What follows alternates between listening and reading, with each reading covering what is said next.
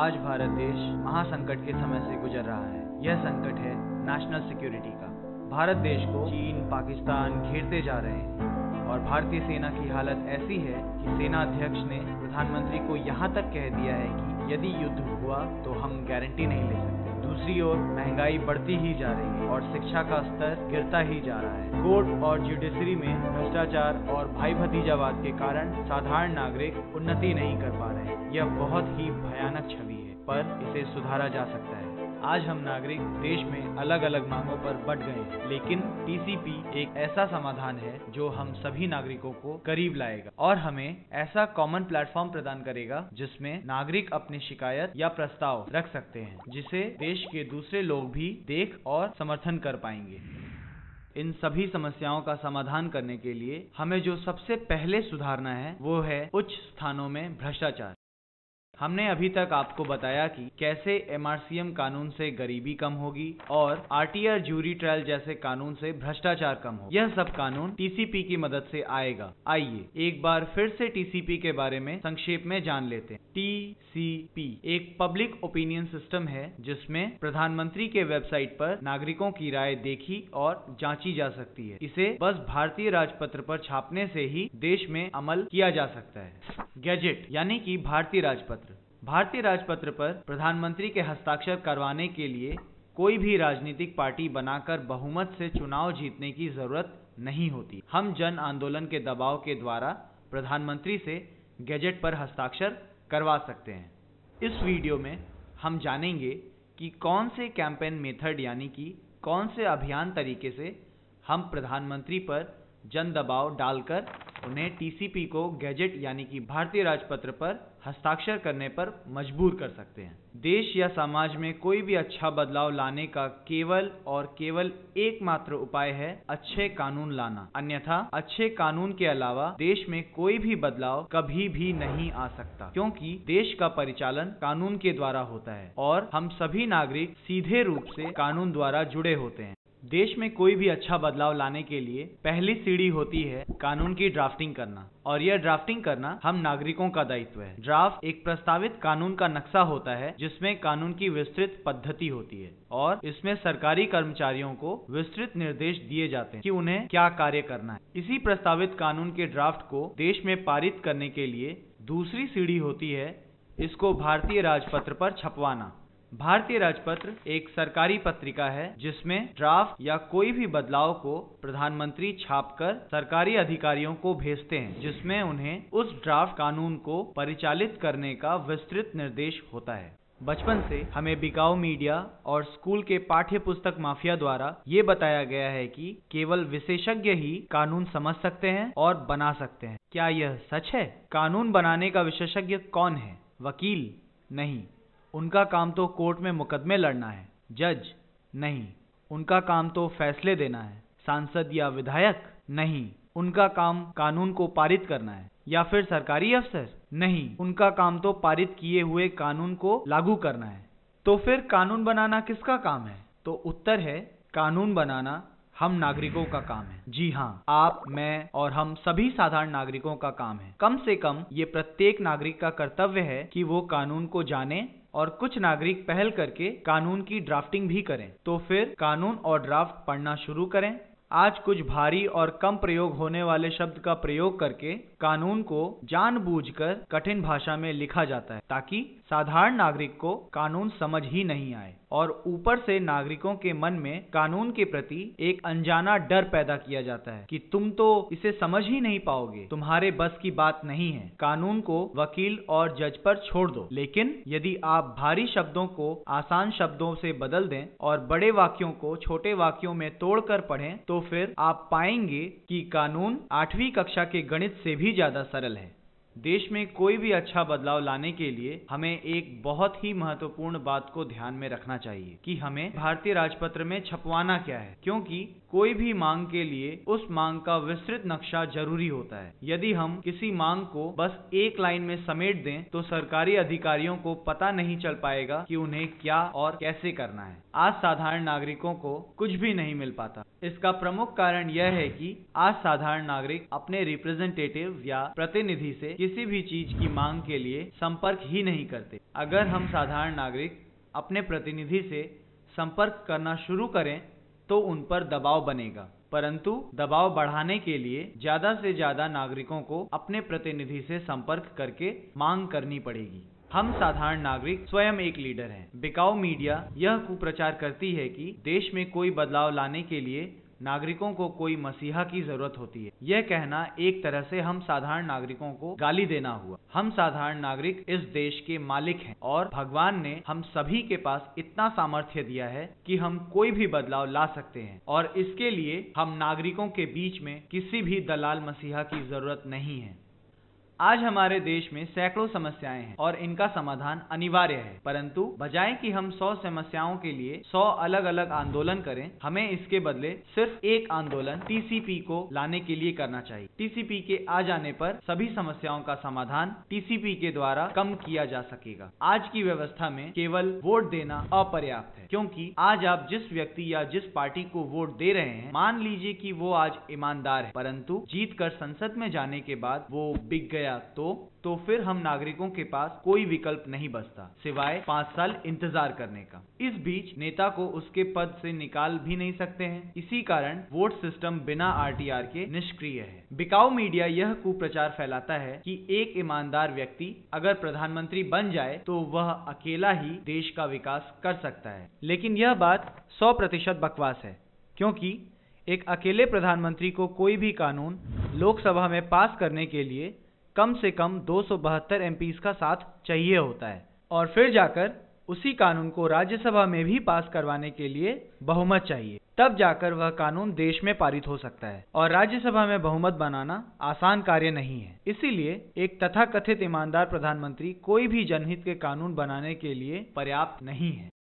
हमें पुरानी या नई पार्टी या किसी व्यक्ति उम्मीदवार को चांस देने के बदले अच्छे सिस्टम को चांस देना चाहिए। एक बहुत बड़ा झूठ जो अधिकतर नेता, कार्यकर्ताओं और साधारण नागरिकों को बोलते हैं कि अपने पसंद के नेता और पार्टी को बहुमत से चुनकर जितवाओ और वे सभी अच्छे कानून बनाएंगे। ये बात पूरी तरह से असंभव है। क्यों? मान लीजिए किसी तरह एक पार्टी को लोकसभा में बहुमत मिल जाती है, लेकिन उसको 5 से 10 साल या ज्यादा चाहिए राज्यसभा में बहुमत पाने के लिए और कानून को पारित करने के लिए।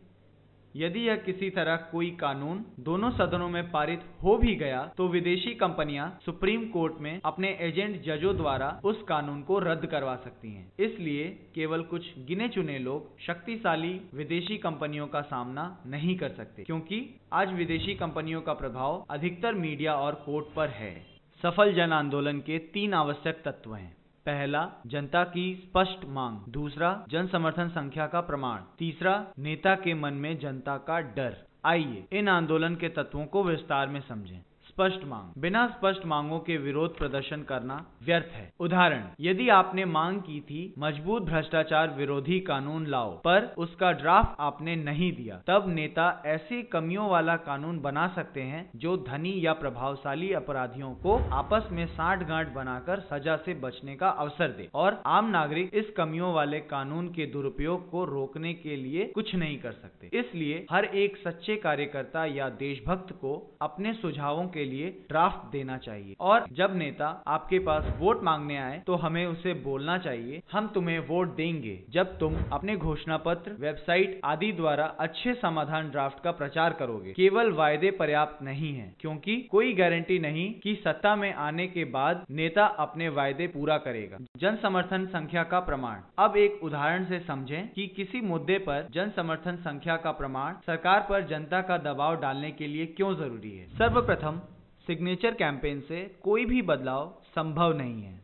इसका प्रयोग कई संस्थाओं ने जनसंख्या का प्रमाण सिद्ध करने के लिए प्रयोग किया है, परंतु इसमें कोई सफलता प्राप्त नहीं हुई है, क्योंकि हमारे भारत सरकार के पास नागरिकों के हस्ताक्षर को मिलाने के लिए कोई सिग्नेचर डेटाबेस है ही नहीं। तो सिग्नेचर कैंपेन जन समर्थन सिद्ध करने के लिए एक अपर्याप्त पद्धति है। इसलिए केवल लोगों का इकट्ठा होना ही काफी नहीं है, बल्कि कितने लोग कौन सी मांग का समर्थन कर रहे हैं, इस बात का एक प्रामाणिक जांचा जा सकने वाला रिकॉर्ड होना भी जरूरी है। ऐसा हो सकता है कि यदि नागरिक जनसेवक को फोन, ईमेल, चिट्ठी या एसएमएस करने के लिए अपना 5 मिनट दें और अधिक से अधिक अन्य नागरिकों को भी ऐसा करने को बोलें, तो इस प्रचार प्रक्रिया के द्वारा जन समर्थन संख्या का प्रमाण सिद्ध किया जा सकता है। इस प्रचार तरीके के बारे में विस्तार में आगे बात करेंगे। नेता के मन में जनता का डर। नेता को यह एहसास दिलाना होगा कि यदि वो जनता की मांग को पूरा ना करे तो उसका नुकसान होगा। इन तत्वों को एक उदाहरण के साथ समझते हैं। 1977 की आपातकाल विरोधी जन आंदोलन में स्पष्ट मांग थी कि आपातकाल को समाप्त करो, लेकिन उस समय की सरकार नहीं चाहती थी कि आपातकाल जल्दी समाप्त हो। तो उस समय की सरकार ने जन आंदोलन के मुख्य नेताओं को जेल में बंद करवा दिया, परंतु नेताओं के स्थान पर कार्यकर्ताओं ने आंदोलन को संभाला। ऐसा हुआ कि जेल टूटने की स्थिति हो गई और नेता डरने लगे और अंत में दबाव में आकर सरकार को आपातकाल समाप्त करना पड़ा। आज शहर या गांव कहीं के भी नागरिक को इसका आभास नहीं है कि उसे अपनी आवश्यकताओं की मांग सबसे पहले सीधे अपने जन सेवक से करनी चाहिए। आज नागरिक और जन सेवक के बीच अनेक दूरी है। जन सेवक को नागरिक की आवश्यकता का पता नहीं चल पाता, जिस कारण जन सेवक को स्वयं जो समझ में आता है वो वही करता है। हमें सर्वप्रथम अपने मांगों को सीधे रूप से अपने जन सेवक के समक्ष रखना चाहिए। इसके लिए हमें किसी पर भी निर्भर नहीं होना चाहिए, क्योंकि प्रत्येक नागरिक इस देश का मालिक है और अपनी आवश्यकताओं की मांग सीधे अपने जनसेवक से करने का अधिकार रखता है। नागरिक अपनी बात बताने के लिए जनसेवक को फोन, ईमेल, चिट्ठी या एसएमएस कर सकते हैं, जो एक प्रामाणिक, बहुत सस्ता, कम समय लेने वाला, लगभग सभी द्वारा उपयोग किए जा सकने वाला तरीका है। उदाहरण, यदि आप चाहते हैं कि आपके सांसद और प्रधानमंत्री महंगाई को कम करें, तो उन्हें कैसे पता चलेगा? क्या आपने अपने सांसद से इस विषय पर संपर्क किया है कि वो महंगाई कम करें? यदि नहीं, तो ये हमारी गलती है कि हमने अपने सांसद को संपर्क करके नहीं बताया कि महंगाई कम करिए। इसलिए अपने जन सेवक के साथ संपर्क करना हमको एक जिम्मेदार नागरिक बनाता है। जन सेवक नागरिकों का मन नहीं पढ़ सकते, इसलिए नागरिकों को जन सेवक को संपर्क करके अपनी मांग बतानी चाहिए। केवल एक लाउडस्पीकर लगाकर सोशल मीडिया पर अपने प्रिय नेता की जय जयकार करना आपके प्रिय नेता को इस देश के प्रधानमंत्री या मुख्यमंत्री बनाने के लिए अपर्याप्त है। अतः हमें यदि किसी भी व्यक्ति को प्रधानमंत्री या मुख्यमंत्री बनाना है या कोई भी कानून के ड्राफ्ट को भारतीय राजपत्र पर छपवाना है, तो हमें प्रत्यक्ष रूप से सर्वप्रथम अपने जनसेवक को संपर्क करके उनसे मांग करनी चाहिए। इस तरह हमको अपना संवैधानिक कर्तव्य निभाना चाहिए। क्यों हमें 5 साल तक इंतजार करना चाहिए? हम क्यों 5 साल के लिए सोएं या 5 साल के लिए रोएं और 5 साल के केवल एक ही दिन जागृत हों? ऐसा करना कोई लोकतंत्र नहीं है। हम उस बुरे जनसेवक को 5 साल बर्दाश्त करें।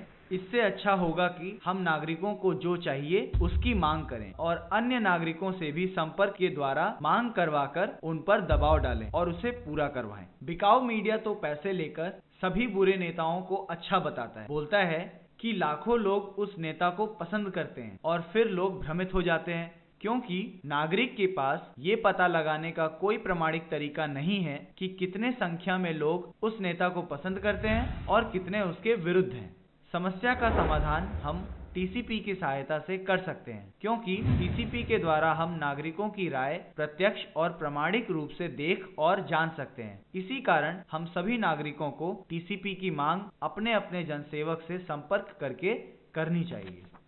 आज विभिन्न तरीकों से मांग या आंदोलन किए जाते हैं, जैसे बिना खाए पिए एक जगह बैठे रहना, अनशन, धरना, रैली, नारेबाजी, प्रेस सम्मेलन, मोमबत्ती जलाना, कोर्ट के चक्कर लगाना, किसी लीडर के भरोसे बैठे रहना या कोई नई पार्टी बनाना। यह सब करना अपर्याप्त है, क्योंकि नागरिकों की मांग को पूरा करना एमएलएज और एमपीज के हाथ में होते हैं। तो बिना उनसे संपर्क किए किसी और व्यक्ति के भरोसे मांग करना व्यर्थ है। आप जब तक अपने प्रतिनिधि को अपने मांग के बारे में बताएंगे नहीं, तो उन्हें पता कैसे चलेगा? उदाहरण, यदि आपके इलाके की बिजली चली जाती है, तो आप सबसे पहले अपने करीबी बिजली विभाग को संपर्क करके उन्हें सूचित करते हैं, न कि आप किसी व्यक्ति के भरोसे बैठे रहते हैं या बिना बिजली विभाग को सूचित किए ही अनशन, धरना, रैली करने लगते हैं। तो यह हम सभी नागरिकों का दायित्व है कि सबसे पहले अपने मांग को अपने प्रतिनिधि को बताएं और भी नागरिकों को सूचित करें।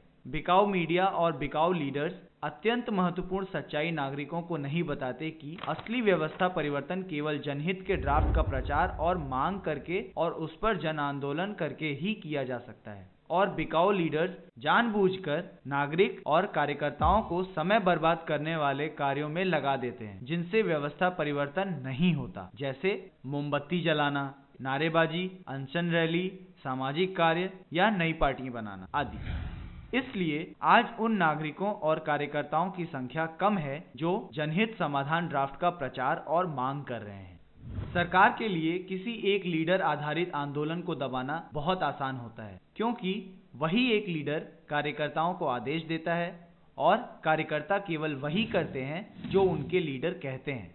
तो यदि उसी लीडर को गायब या दबा दिया गया तो पूरा आंदोलन 1 मिनट में खत्म हो सकता है। लगभग हर भारतीय के लिए अपने प्रतिनिधि या नेता से फोन, ईमेल, चिट्ठी या एसएमएस द्वारा संपर्क करना संभव है, लेकिन पत्रकार सम्मेलन जैसे कार्य कुछ उच्च वर्ग के लोग ही कर सकते हैं, या फिर बिना खाए पिए एक जगह बैठे रहना कुछ हजार आम आदमी ही कर सकते हैं। और रैली में भाग लेना भारत के अधिकतर नागरिकों के लिए संभव नहीं, क्योंकि उनके पास रैली के स्थान तक यात्रा करने के लिए पैसा नहीं है और न ही उनके पास वहां तक जाने के लिए घंटों घंटों का समय है। और अधिकतर नागरिकों के लिए रैलियां केवल छुट्टी के दिन में ही संभव है, नहीं तो भाग लेने वाले व्यक्ति के रोजी रोटी का नुकसान होता है। नारेबाजी और मोमबत्ती जलाने में कार्यकर्ताओं का घंटों घंटों का समय खर्च होता है। इसके अलावा क्या होगा यदि बिकाऊ मीडिया उनकी रैली की खबर छापने से मना कर दे, या फिर रैली में भाग लेने वाले कार्यकर्ताओं की संख्या को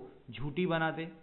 यदि नागरिक अपने मांग को सबसे पहले उनके मांग को पूरा करने वाले प्रतिनिधि को ही नहीं बताया, तो फिर विरोध करने का कोई अर्थ नहीं निकलता। हम साधारण नागरिक स्वतंत्र हैं और अपने बल पर नेताओं को चुनते हैं, अतः हम साधारण नागरिक अपने एमपीज और एमएलए से सीधे संपर्क करके अपनी मांग करने में सक्षम हैं और हमें ऐसा करने के लिए कोई भी बीच में दलाल नहीं चाहिए। और यह बिकाऊ लीडर जानते हैं कि जिस दिन नागरिक को अपने इस स्वतंत्र अधिकार के बारे में जान गए तो सभी अनशन करने वाले और मोमबत्ती जलाने वालों की दुकान बंद हो जाएगी। इसलिए इसमें कोई आश्चर्य नहीं है कि अधिकतर लीडर्स इस बात का विरोध करेंगे कि हम नागरिकों को अपने एमपी से संपर्क करके उनसे टीसीपी की मांग करनी चाहिए।